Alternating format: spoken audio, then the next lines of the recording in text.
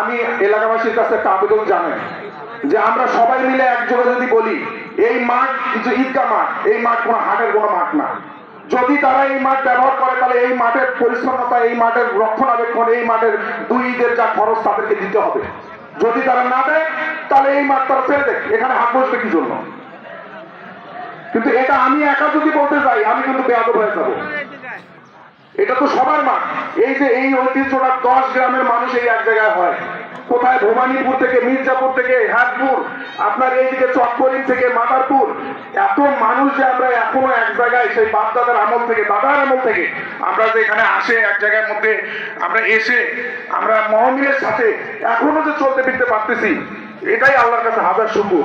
এবং এটা আমাদের আফতাবগঞ্জবাসীর কাছে একটা বড় একটা পাওয়া, এটা বিশাল গৌরবের বিষয় আমার কাছে যে আমরা এই আয়োজনটা করি, সবাই মিলে এখানে আসি।